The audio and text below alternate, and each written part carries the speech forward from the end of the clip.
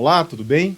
Meu nome é Gilberto, sou advogado, sou coordenador do projeto ProEx aqui, do estúdio do podcast da UAB Subseção Cascavel.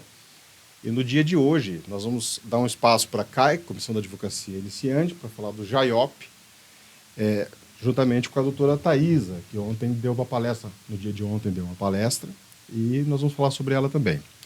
O doutor Jean é advogado, especialista em advocacia empresarial, é vice-presidente da CAI, né, Comissão da Advocacia Iniciante, e também é vice-presidente da Comissão do Terceiro Setor da OAB aqui de Cascavel. E a nossa estrela de hoje é a doutora Thaisa Tomazini. Ela é advogada, especialista em direito civil, empresária e mentora de advogados iniciantes. Ontem ela deu uma palestra sobre a inovação e os desafios da empreendedorismo, inovação e desafios da advocacia iniciante, né? Eu queria um pouco, a gente começar batendo um papo, né, Jean e doutora Thaisa, para falar um pouco sobre a CAI, né, sobre a Comissão da Advocacia Iniciante e esse trabalho que ele foi encaminhado desde o ano passado, né, no primeiro JAIOP, que é a Jornada da Advocacia Iniciante do Paraná, do Oeste do Paraná. Não posso deixar esse OP aí no fim. Jean, conta um pouco para a gente.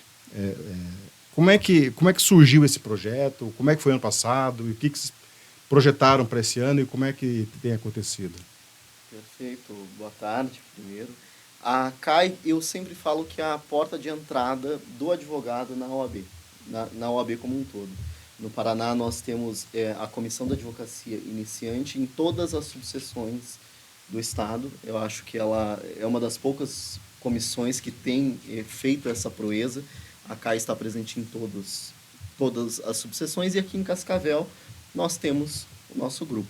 Atualmente o grupo tem uma média de 20 membros que estão atuantes, mas a CAI é um grupo de transição. Na CAI nós recebemos o advogado da faculdade e apresentamos o sistema OAB. O advogado entra na CAI para conhecer um pouquinho da OAB, de todos os benefícios, e com isso começa a participar da OAB, das comissões. A partir disso ele se integra e no futuro, quando deixa de ser advogado iniciante, que já é a partir do 6º ano, ele faz parte das outras comissões. Normalmente é esse o caminho que os advogados trilham quando entram na CAI. E a JAIOP, a gente deu esse nome porque o nome dela é muito grande, Jornada da Advocacia Iniciante do Oeste do Paraná. A JAIOP ficou um nome mais fofinho, mais bonito, que a gente resolveu trazer. Ela foi um evento pensado no ano passado, 2022, logo após o retorno das atividades presenciais no período pós-pandêmico. Foi o primeiro grande evento de 3 dias, uma jornada com várias palestras e palestrantes de vários locais e um grande público realizado aqui na OAB Cascavel no período pós-pandemia. Nesse evento, a gente pensou em trazer para o advogado iniciante, para o estudante de direito que está ali no fim da carreira, uma noção do que fazer quando vai sair da faculdade. Porque a gente sabe que quando o acadêmico sai da faculdade, se torna um advogado, ele pegar na mão da pessoa que está saindo da faculdade. Ele muitas vezes tem dificuldade. É isso aí, pegar na mão e mostrar algumas alternativas, mostrar como pode se tornar um advogado mesmo.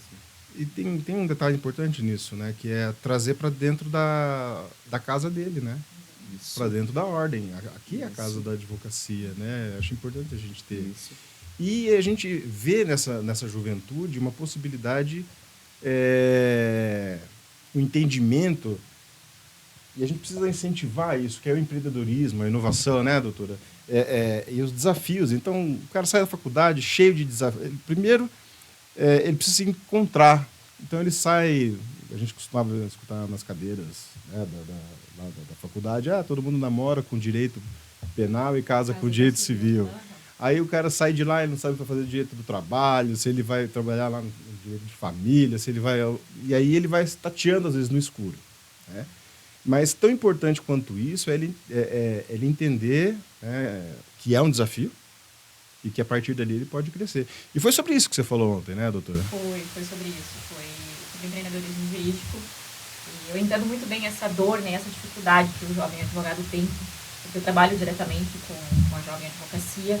E os desafios já começam no primeiro contato, né, com a advocacia. Parece que a pessoa recebe a OAB e aí o mundo cai sobre a cabeça dela, porque ela pensa, e agora, né? O que eu vou fazer? Já que a faculdade de Direito, a gente sabe muito bem que não nos prepara efetivamente, né, para a profissão. Então, já começam os desafios, por exemplo, na escolha da área de atuação. Eu vejo pelos meus alunos, pelo pessoal que me acompanha no Instagram, que a maioria escolhe a área de atuação de uma forma muito, não vou dizer errada, assim, mas uma forma não muito estratégica. Eu tive um professor bom na faculdade de Direito Trabalhista. Eu gostava da matéria trabalhista na faculdade. Só que você atuar no direito do trabalho não é a mesma coisa de você estudar a teoria. Uma das orientações que eu sempre dou, a afinidade, ela é importante para a escolha da área de atuação. Mas você não precisa começar imediatamente na advocacia tendo essa certeza absoluta da área que você vai se especializar, que você vai atuar. Então, você tem um tempo para pensar, você pode experimentar na prática, né? Às vezes, uma área que você não considerou, que você não teve na graduação, por exemplo, muitas universidades não têm o previdenciário na graduação, né, que é uma excelente área, ou nichos muito específicos que não se tem na graduação. E o jovem advogado, ele não, às vezes não consegue nem enxergar isso, né? E ficam sempre nesse dilema. Já começa pela área de atuação, já começa por, eu não tenho, às vezes, grana para colocar um escritório físico, como é que eu vou fazer para atender meus clientes, como é que eu vou precificar, e fica aquela confusão na cabeça da jovem advocacia. Então, eu até estava elogiando eles ontem por esse evento jurídico, porque gostaria muito de, quando eu me formei, né, ter esse tipo de acesso a outros advogados falando sobre temas jurídicos que são relevantes, que serão importantes para a construção da carreira deles. Então, foi uma iniciativa excelente, né, e um sucesso, pelo menos pelo que eu vi até então. Eu espero que cada vez mais jovens advogados tenham acesso a esse tipo de evento, né, esse tipo de conhecimento, porque, com certeza, é um divisor de águas, né? Um advogado que começa sem um conhecimento específico e um advogado que tem acesso a esse tipo de conhecimento.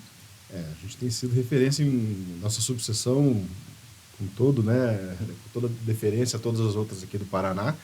A gente tem colocado projetos interessantes aí, né? A gente tem sido mola motriz, ou pelo menos uma possibilidade de exemplo, mesmo que seja errado, mas a gente está tentando, e a gente está tentando com algum sucesso. E aí, quando a gente fala em empreendedorismo jurídico, existe uma definição fechada para empreendedorismo jurídico? O que eu posso, o que eu falando com advogado, um advogado tradicional, vamos pensar já numa advocacia que já caminhou um pouco mais, está estabelecido. O que eu posso entender como empreendedorismo jurídico?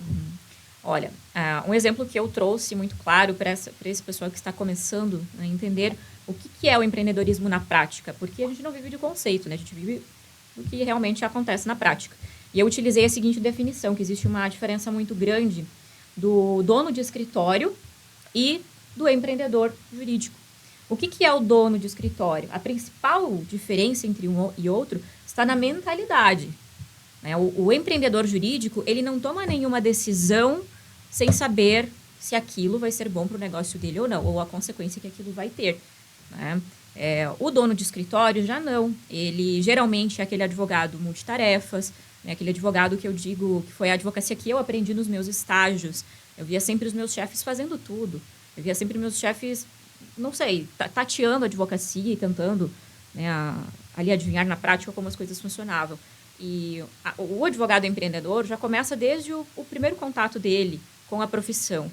Ele precisa pensar, por exemplo, estrategicamente, se é interessante para o nicho de atuação dele ou para a forma como ele vai conduzir a advocacia, ter um escritório físico naquele momento ou não. Fazer esse investimento num escritório físico, que não é um investimento barato para um advogado que está começando, que ainda não tem a sua base de clientes, que não está ganhando dinheiro ainda com a profissão. E esse é um dos maiores dilemas. Prof, eu boto um escritório, né? Eles me perguntam, prof, eu boto um escritório ou não boto? E eu digo, depende. Depende da estratégia que você vai aplicar na advocacia. Eu teria de perguntar sobre benefícios e desafios, né? Então, é mais ou menos isso, né? A pessoa está saindo, está começando sem uma base financeira já consolidada, ou mesmo uma experiência que dê para ele condições de ser referenciado por outras pessoas para montar. O aluguel vence todo mês, né? Dinheiro para comprar, você até consegue o financiamento, comprar imóveis. Agora, os móveis, né?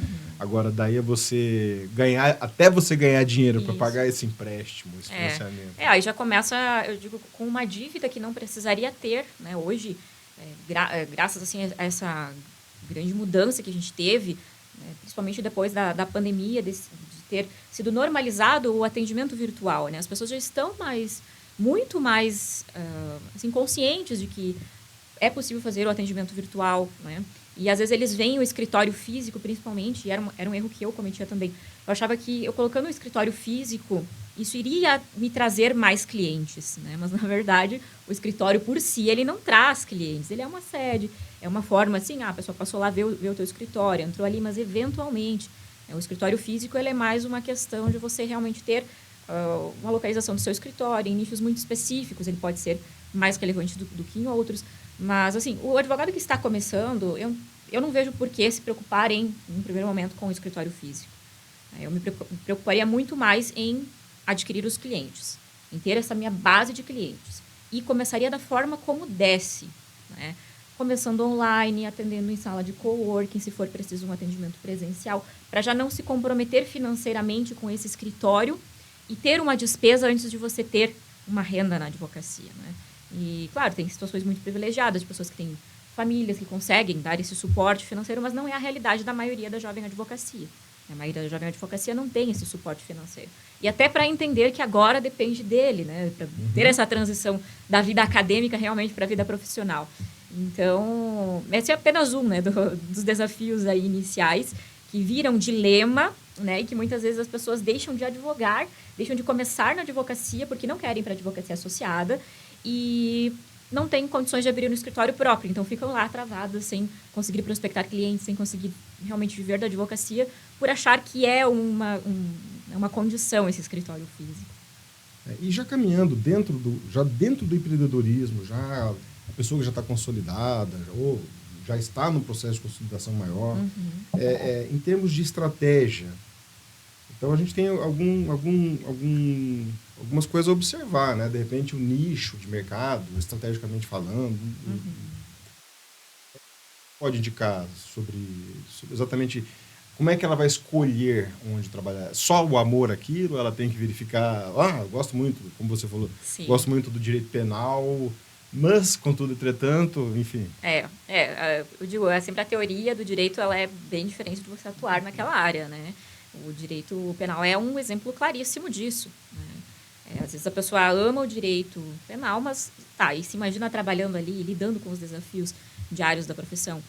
Com relação à escolha da área de atuação, a orientação que eu sempre passo, né, para o advogado iniciante é que ele não foque somente nos grandes nichos que a maioria dos advogados acaba optando, né? Existe hoje, né, já há um bom tempo, uns nichos muito específicos dentro do direito que você pode trabalhar e que não tem tantos advogados atuando, ou que não são nichos tão óbvios, né? Tem uma aluna, por exemplo, que ela trabalha especificamente dentro do nicho de saúde, ela trabalha apenas com violência obstetrícia.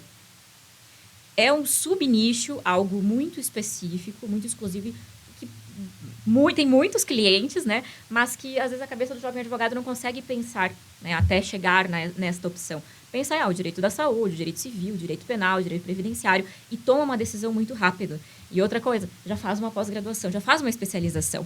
Aí acaba travando ali naquela área que muitas vezes nem é o que a pessoa gosta, né? Então, a afinidade, como você perguntou, ela é importante, você ter uma afinidade, porque nós, como advogados, somos eternos estudantes. Então, você tem que escolher uma área de atuação em que você gosta de estudar, pelo menos, né? Que você se vê ali estudando por muito tempo, porque a gente faz isso a vida inteira.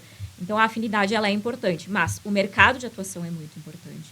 Você analisar, principalmente agora, né, com tantos perfis no Instagram de advogados falando sobre áreas de atuação, acompanhar esses perfis, ver ali como é a rotina desse advogado, quais são os desafios, como é a remuneração naquela área. Isso também é uma decisão importante quando você se define por um nicho, né? Porque você começa, por exemplo, se posicionando no digital. Você constrói um perfil no Instagram se posicionando no nicho X.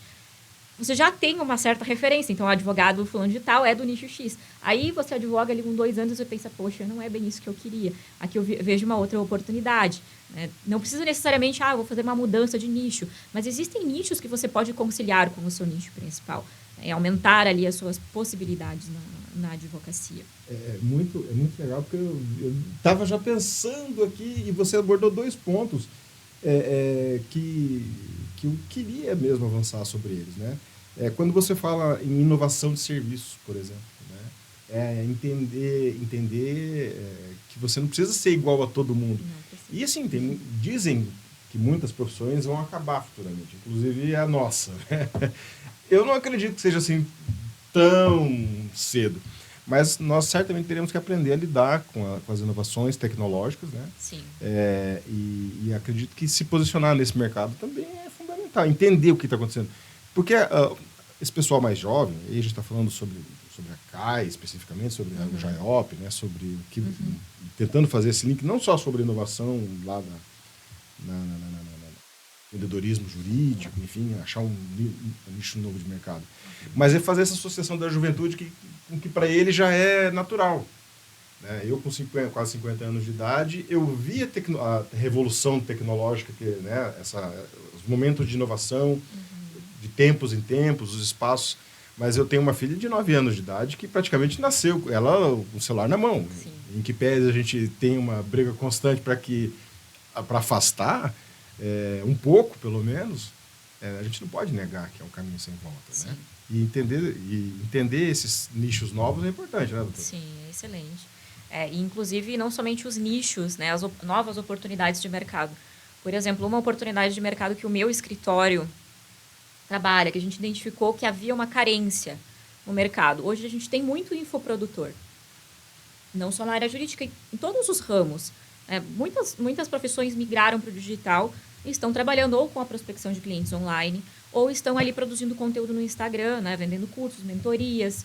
E a gente identificou uma deficiência de prestação de serviço nesse nicho, que seriam orientações jurídicas voltadas para infoprodutores, a questão da parte contratual, né? Eles têm aqueles contratos prontos e muitas vezes não entendem, né, das consequências de assinar um documento que é, às vezes, fornecido, por exemplo, por um prestador de serviço.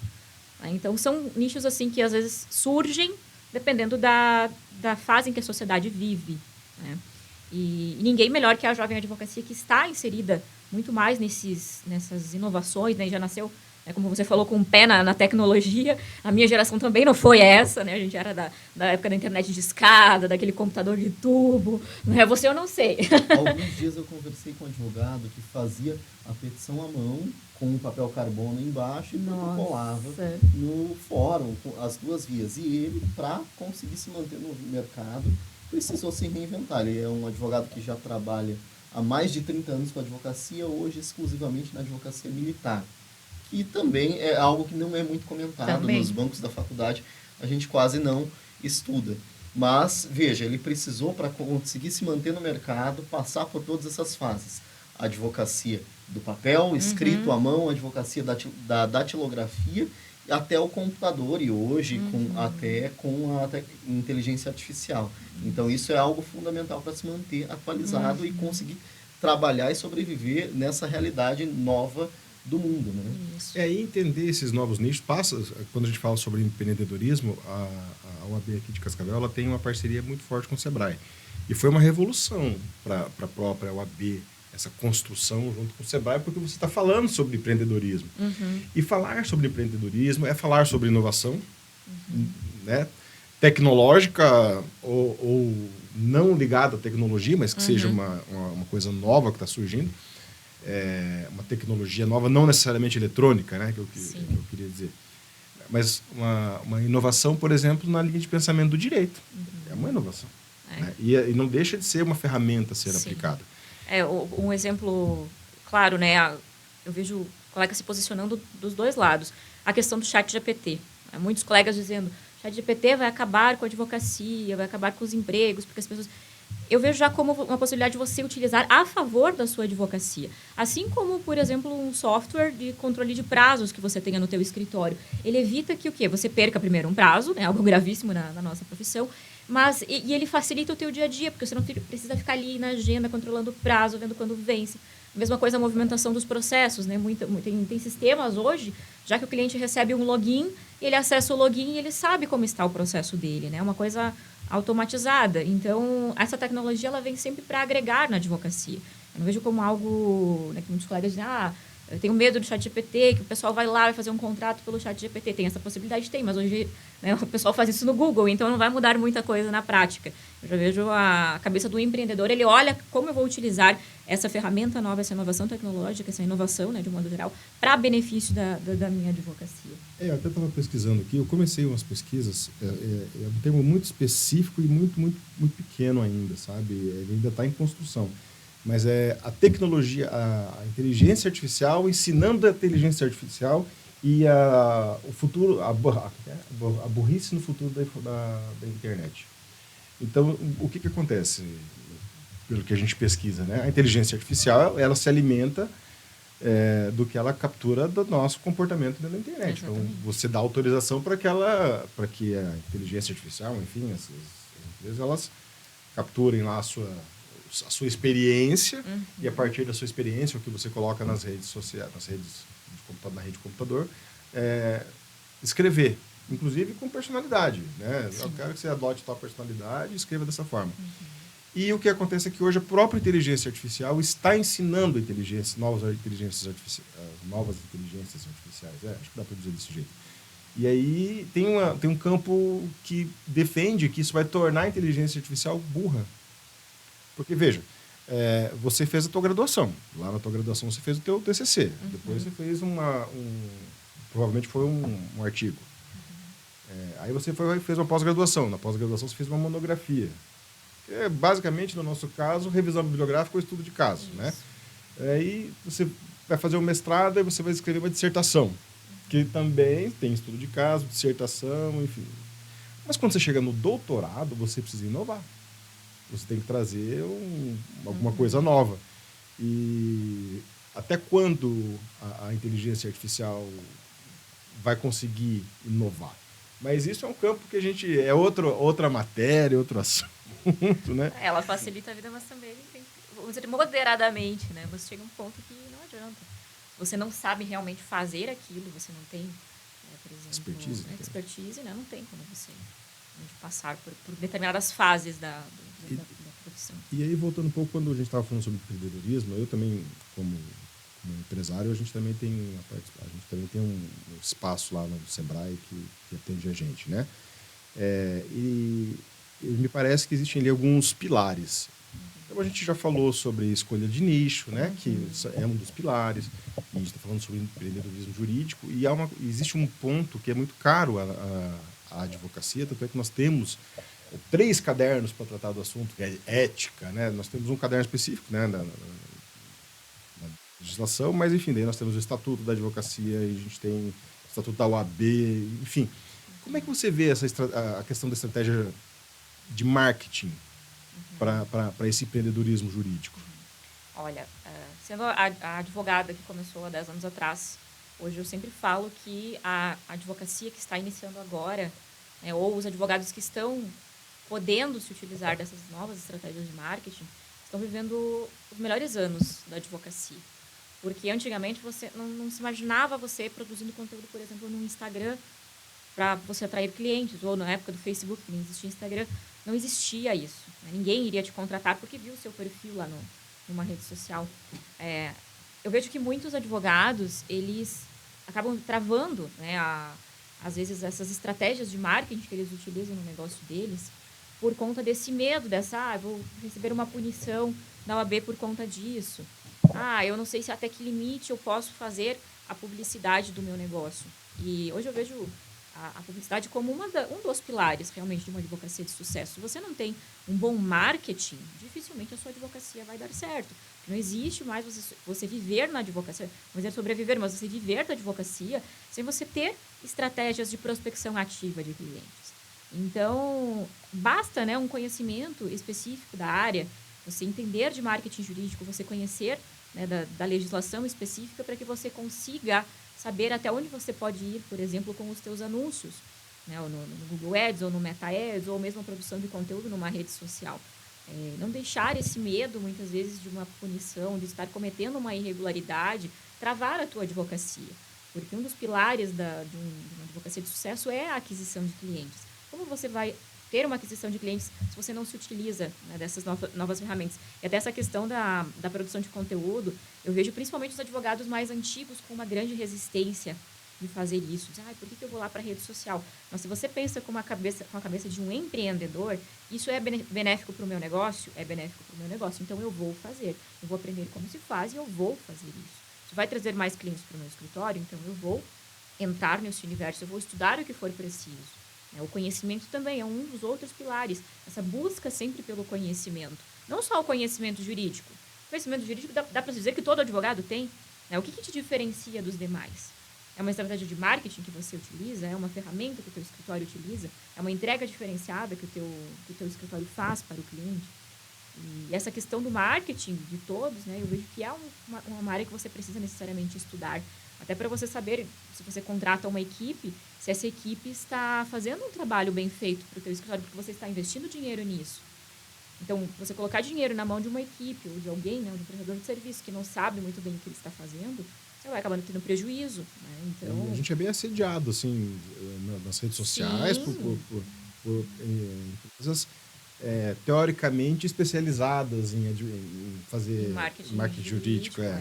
E eu digo, se você não tem um conhecimento mínimo do marketing jurídico, você não sabe, por exemplo, como funciona uma campanha no Google Ads.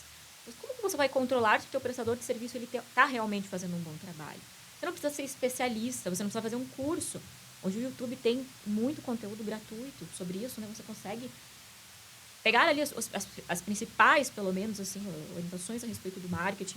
Ontem eu até estava conversando no evento com alguns advogados e eles estavam me dizendo, pedindo se eu indicava alguma agência, e ele dizendo, não, eu estou fazendo o meu marketing e eu estou tendo um resultado tal. E eu falei, olha, teu resultado está muito bom. Por você não estar investindo numa agência, não está pagando para alguém fazer o teu marketing, você está fazendo sozinho.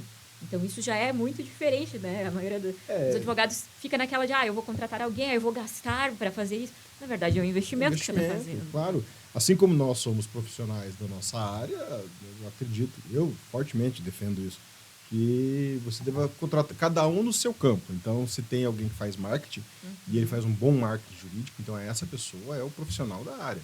Agora, se eu deixar de ser advogado para ir eu cuidar do meu marketing, alguma coisa eu não vou fazer bem feita. Ou eu não vou fazer o marketing, ou não vou fazer... É o famoso advogado multitarefas, Quando você está muito focado em coisas operacionais, você acaba desfocando, às vezes, ali numa entrega especializada para o cliente, ou mesmo na própria aquisição dos clientes. O advogado que vive no operacional, que vive ali fazendo processo, fazendo petição, cuidando realmente muito disso, ele acaba descuidando de outras áreas. Mas um conhecimento mínimo realmente é... Claro, você precisa saber como essencial. cobrar, Você precisa olhar para o mapa e dizer, não, a gente está investindo tal valor, isso está me custando tanto por cliente, cada lead tem um valor, você tem que dimensionar isso de forma que você tenha lucro. Porque, assim, ninguém mais vive para trocar figurinha, E você também não precisa esperar mais 25 ou 30 anos para ser bom naquilo que você faz, a ponto de ser reconhecido financeiramente. Hoje você consegue entregar resultado bastante jovem, Eu conheço gente que você mesmo que se especializou bastante na área do terceiro setor, direito empresarial também. Então você consegue entregar um resultado ainda jovem sem precisar, 30 anos de carreira para poder... Exato. Isso é uma coisa que nós discutimos bastante na nossa comissão, porque existe o jargão popular de que a advocacia está saturada, porque existem 2 milhões de advogados no Brasil. Nas últimas semanas, São Paulo atingiu 500 mil de advogados e o Paraná atingiu 120 mil. São marcas históricas. Mas hoje, realmente, há essa possibilidade de destaque do profissional a partir do trabalho em pontos específicos e com essa projeção justamente nessas áreas pontuais. É legal. No mestrado que eu faço, a gente tem estudado bastante o criminal compliance, o compliance criminal e o oficial de compliance. E é uma área jurídica importante, que deve ser ocupado pelo advogado, ou por escritórios de advocacia que vão prestar um serviço que vai realmente dar resultado para a empresa que quer estar em conformidade ou quer gerir os seus riscos, A questão da quantidade de advogados, aumentou, sim, inegavelmente vai continuar aumentando, só que também as possibilidades de mercado aumentaram, melhoraram muito para a advocacia. Então, eu não vejo como a advocacia saturada. Em todos os nichos, em todos os mercados, existem aqueles profissionais que não se adaptam ao mercado e que acabam saindo, E quanto mais profissional você tem no mercado, melhor para quem se destaca, que você consegue A concorrência é grande, se destaca quem é grande, bom. É bom. Aí você tem que ser bom, você não tem alternativa. Né? Então, a gente vê muita gente que até é boa advogado, mas não quer estar no mercado competindo, né? E a gente vive no mercado de competição. E quando você pensa como empreendedor, você tem que pensar como um guerreiro, como alguém que está ali, não contra, mas a favor de você mesmo, né? Você está construindo um espaço para você. E dentro dessa construção de espaço, né, vou resolver que vou empreender, vou montar um escritório. Você vê algum... Você já comentou, né, doutora, sobre os desafios de locação, de sustento, de passar o período, mas implicações jurídicas ou estruturais, ou mesmo legais, a gente sofre com isso? Eu talvez enxergasse um pouco da questão legal quando a gente fala de marketing jurídico, seria um problema, né? Mas em outro nível, você acha que corremos algum risco? Então, uma inconsequência da advocacia, pelo menos que eu vejo dessa forma, é a questão da formação das sociedades. Muitas pessoas se associam a outras por motivos que não são estratégicos e não entendem as consequências, né, de você formar uma sociedade com alguém, por exemplo, com um colega de faculdade. Foi inclusive um erro que eu cometi lá atrás. Eu sempre trago isso para os meus alunos dizendo: esse é o risco de vocês fazerem uma sociedade de forma impensada. A coisa dá errado, mas os clientes ficam. E a gente jamais pode admitir que um cliente saia prejudicado por um erro, por exemplo, de gestão do nosso negócio, por um erro interno do nosso escritório. Então, a sociedade termina e os clientes como ficam. Então, eu acredito, né, que, utilizando nesse contexto, a questão do pensar muito bem como você vai começar a sua carreira e as escolhas que você vai fazer, com quem você vai se associar. Prefira fazer uma parceria com um colega, até para testar se a coisa funciona na prática, antes de você querer, por exemplo, fazer uma sociedade com alguém, porque as consequências, né, do rompimento de uma sociedade pode ser desastroso, tanto financeiramente para as partes, para as pessoas envolvidas, quanto para os clientes, principalmente. Né? Você se propõe a falar sobre empreendedorismo, falar para a juventude, e eu tenho certeza que você não vai falar só para a juventude, você vai falar... Nós aqui enfrentamos isso. Nós temos aí um colega que ele tem feito em espaços menores, aí, encontros menores, também falando sobre empreendedorismo. Que bom que vocês conseguiram alcançar o que vocês alcançaram, porque vai abrir um pouco mais o leque para falar sobre empreendedorismo jurídico de forma mais franca, sem melismo, né? Sem estar preocupado, sei lá, não chatear aquele cara que tem o escritório mais tradicional, vamos dizer assim. E nesse sentido, só me veio uma coisa à cabeça. O seu case é um case de sucesso? Você se ampara nele, nos seus erros e nos seus acertos, para poder falar com os outros? Porque, assim, sem querer falar mais, eu tenho certeza que quando você encontra o desafio, você pode superar ele de duas formas, na força ou na inteligência. Né? Então, se você está aqui falando com a gente sobre isso, você precisa usar as duas coisas. As duas coisas. Eu utilizo, sim, muito o meu exemplo, principalmente os erros que eu cometi quando eu comecei. Porque eu não comecei como empreendedora. Eu comecei como advogada autônoma, dona de escritório. Eu não pensava estrategicamente em nada. Às vezes eu fazia as coisas porque... Não fazia as coisas porque eu não tinha... hoje eu não estou afim. Eu penso assim, e aí se você tivesse um funcionário no teu escritório, que ele chegasse assim e dissesse: doutora, hoje eu não vou fazer esse prazo porque eu não estou afim. O que você faria com esse funcionário? Provavelmente você chamaria a atenção dele. Né? Se você repetisse, você até demitiria essa pessoa. E você, como dono do teu negócio, você vai deixar de fazer coisas, né, que você não está afim, né? Ou você vai pensar, ou utilizar o teu emocional, ou as tuas amizades, as tuas relações pessoais para conduzir o teu negócio, né? Não vai fazer isso. Com relação ao sucesso, eu pelo menos não vejo assim um conceito único do que é ter sucesso.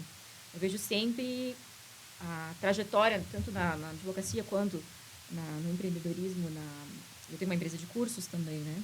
Eu vejo sempre como metas, como marcos. Eu quero atingir tal patamar. Então, quando eu chegar ali, eu sou uma eterna inconformada. Você vai colocar outra, estabelecer eu vou botar uma meta maior. E eu até falo, né?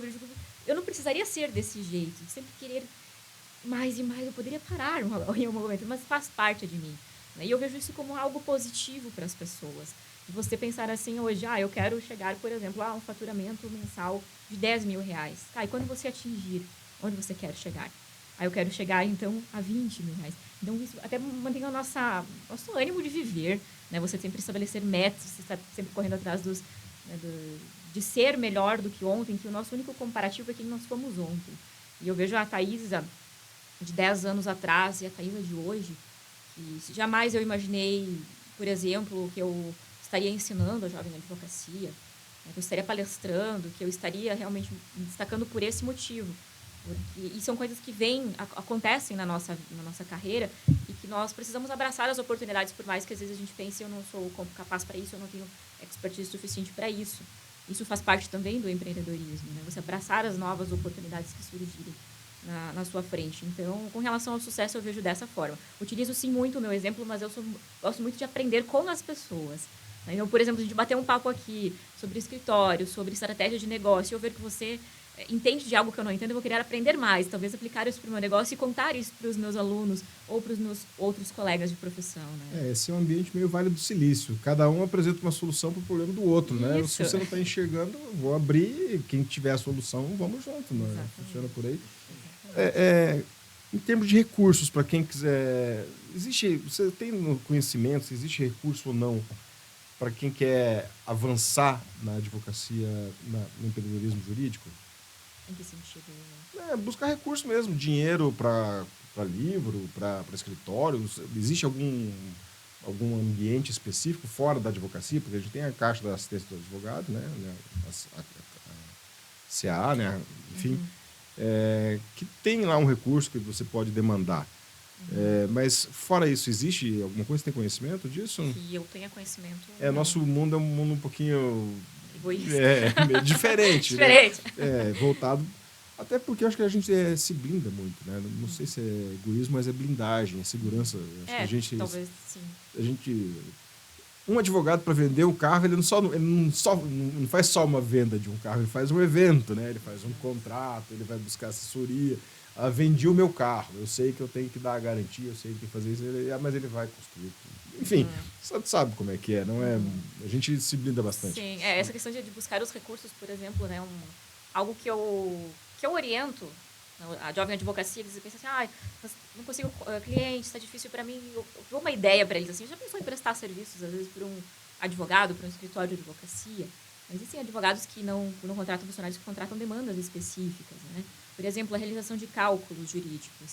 Tem muitos escritórios que precisam desse tipo de serviço e tem muitos advogados que teriam condições de prestar esse tipo de serviço e tratar isso como uma segunda fonte de renda ou até uma fonte de renda inicial para ter ali, talvez, juntar os primeiros honorários para investir numa estrutura ou juntar os primeiros honorários para fazer buscar um conhecimento específico na área. Então, eu vejo, talvez, dessa forma, né? Mas isso demandaria a pessoa... Né? A gente superar essa nossa blindagem, né? Superar isso aí. Então, diante de tudo isso, né, como é que você faz o encerramento da sua palestra? Como é que você encaminha o encerramento dela? Assim, quando você tá... Porque uma palestra, geralmente, você deixa uma mensagem positiva, desafiadora, inspiradora. Sim. E eu queria eu queria que o pessoal que vai assistir a gente também, que daqui a pouco, né, sentisse um pouco disso. Como é que você faz esse encerramento? Então, vou utilizar o encerramento que eu fiz na palestra de ontem. A frase que eu coloquei lá no telão para o pessoal é uma frase que eu levo para a minha vida. É justo que muito custe o que muito vale. Tudo que é muito valioso na nossa vida, desde a construção, por exemplo, de um relacionamento, né? Não é fácil você construir um relacionamento. Você construir uma carreira na advocacia, uma carreira sólida, uma carreira lucrativa, não é fácil. Principalmente a gente tendo que lidar com muita pressão, muita cobrança, muitas pessoas falando coisas negativas a respeito da advocacia, muitas pessoas dizendo, né, como o colega falou, o mercado está saturado, né, e aí o jovem advogado entra naquilo, absorve aquilo, e muitas vezes isso impede ele de começar realmente, né, na advocacia, ou, né, impede ele de crescer na advocacia. Então, essa frase que eu levo para a minha vida em tudo que vem como desafio. Se está custando muito, mas você está vendo progresso, é justo que muito custe o que muito vale. Muito bom. Doutora, eu agradeço muito você ter dividido um pouco do seu tempo aqui com a gente. A gente sabe que vocês estão cansados, viajaram bastante, ficaram até tarde ontem aí na palestra. Então, te agradeço muito em nome da advocacia cascavelense, né?